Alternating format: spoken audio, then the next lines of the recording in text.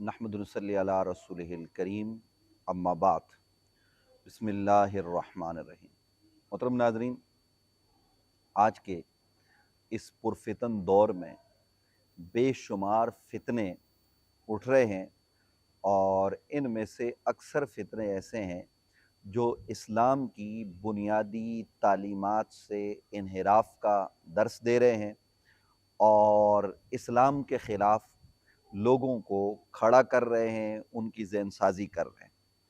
ज़ाहिर है ये तो जब से इस्लाम है तब से ये सिलसिला है, बल्कि जब से हक़ है तो हक़ के मुकाबले में बातिल होता है और हक़ अपने रास्ते पर चलता है, लोग उसके पीछे चलते हैं और बातिल का अपना रास्ता होता है और बातिल का काम हक़ वालों को मिटाना है और हक़ वाले बातिल के मुकाबले में खड़े होते हैं और ये सिलसिला जारी और सारी है। लेकिन आज के इस दौर में जो अपने आप को अहले हक़ कहते हैं, जो इस्लाम के तर्जुमान होते हैं, जो उलमा होते हैं, वो भी दानिस्ता या नादानिस्ता तौर पर इन फितनों के लिए सहूलतकार के तौर पर इस्तेमाल हो रहे हैं।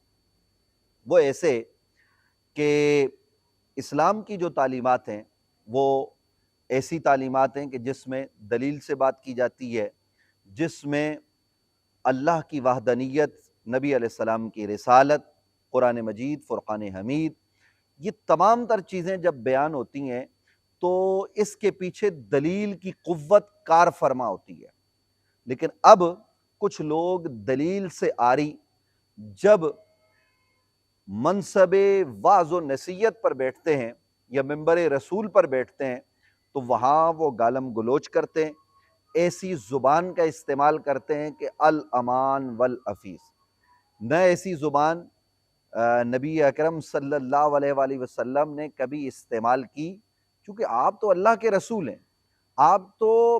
आपकी ज़ुबान से तो हक़ ही जारी हुआ, बल्कि दुश्मनों को भी आपने दुआएं दी, दुश्मनों के लिए भी आपने चादर बिछाई। ये सब मिलता है नबी मुकर्रम रहमत कौनैन सल्लल्लाहु अलैहि वसल्लम के जो अस्हाब हैं, उन्होंने किस तरीके से दीन को आगे बढ़ाया।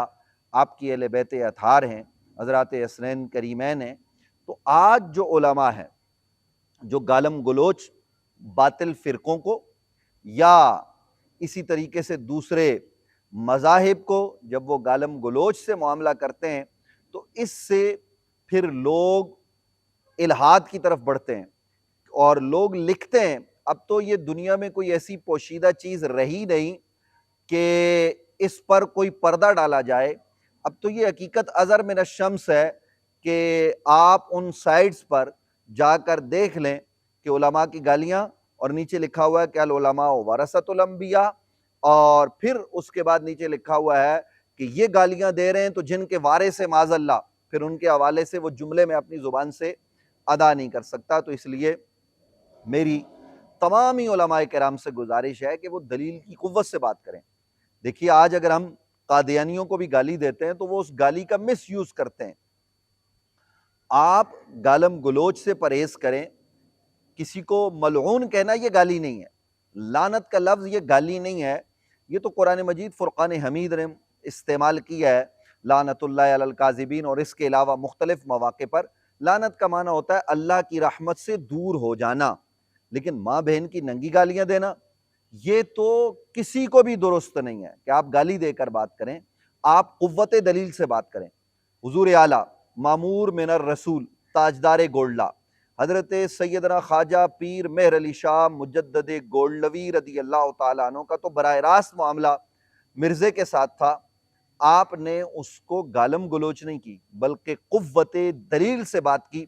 आप शम्सुल हिदायत सैफ़ चिश्तियाई आपकी किताबें देख लीजिए कि उसमें जो आपने दलाइल कायम किए और जो सवालात मिर्ज़े से पूछे, उनके जवाबात आज तक कादियानी नहीं दे सके और सुबह क़यामत तक नहीं दे सकेंगे।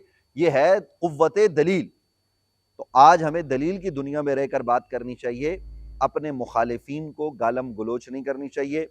ये उलमा से मेरी हाथ जोड़कर गुजारिश है, भांडपन का अंदाज़ और लतीफ़े जब आप ये बहुत ज़्यादा सुनाते हैं, मस्जिद में लोगों को हँसाते हैं, तो फिर आपकी ज़बान फिसल कर इधर से उधर हो जाती है اور پھر آدمی وہاں پہ چلا جاتا ہے کہ جہاں جملے خلاف ادب سرزد ہو جائیں تو ایمان بھی ضائع ہو جاتا ہے۔ تو اس لیے ان باتوں کا لحاظ اور خیال کرنا چاہیے۔ یا حالیہ دنوں میں جو گالم گلوچ کا ایک بہت زیادہ سلسلہ ہو گیا، اور پھر مخالف عالم دین کو گالی دینا، کبھی کس کا بچہ اور کبھی کس کا بچہ قرار دینا، مخالف جو آپ کے مسالک ہیں ان کو گالی دینا، آپ کو کوئی بات قبول نہیں ہے تو آپ اس کا رد دلیل سے کیجئے۔ حضرت امام اعظم ابو حنیفہ رحمۃ اللہ تعالی علیہ، آپ سے آپ کے شاگردوں نے بھی اختلاف کیا، اور بعد ازاں آپ ذرا دیکھیے کہ جو شوافے ہیں، جو حنابلہ ہیں، اور اسی طریقے سے ہم حنفی لوگ ہیں، تو مالکی ہیں، یہ ایک دوسرے سے اختلاف کرتے ہیں، ایک دوسرے کے خلاف بات لکھتے ہیں، لیکن کیا یہ گالم گلوچ کرتے رہے؟ ماضی ہمارا کیسا روشن ہے اس کو ہمیں پیش نظر رکھنا چاہیے۔ تو یہ میری چند گزارشات تھی کہ جب بھی آپ اللہ کی طرف بلائیں تو قرآن کے اصول کو واضح رکھیں، ادعو الی سبیل ربک بالحکمت والموعظۃ الحسنہ۔ یہ آیات ہم کیوں پس پش ڈال دیتے ہیں؟ نبی مکرم صلی اللہ علیہ وآلہ وسلم کی تعلیمات کو، آپ کی سنت کو ہم کیوں جو ہے نا وہ پیش نظر نہیں رکھتے؟ ہمیں اس کو رکھنا چاہیے، اور اس انداز تبلیغ کو کہ جو صحابہ کا رہا ہے کہ کس طریقے سے میدان جنگ میں بھی وہ گالی نہیں دیتے تھے بلکہ تلوار بولتی تھی، ناگزیر حالات میں بھی انہوں نے اپنی زبانوں کو صاف اور پاک رکھا ہے۔ آج جو ہمارے یہاں مسائل ہو گئے ہیں وہ یہ ہیں کہ ہم گالم گلوچ پر اتر آتے ہیں اور ایک دوسرے کو لعن طعن کرتے ہیں۔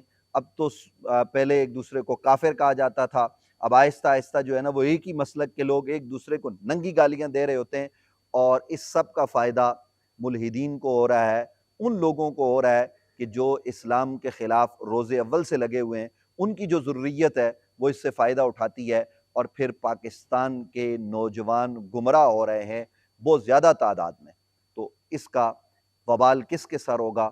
علماء اسلام، علماء امت، تمام مسالک کے۔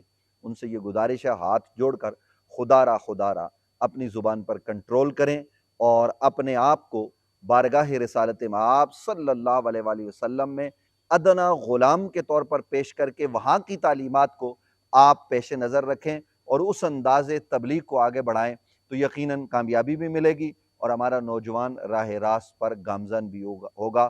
امید ہے کہ میری ان گزارشات کو ضرور آپ قبول فرمائیں گے۔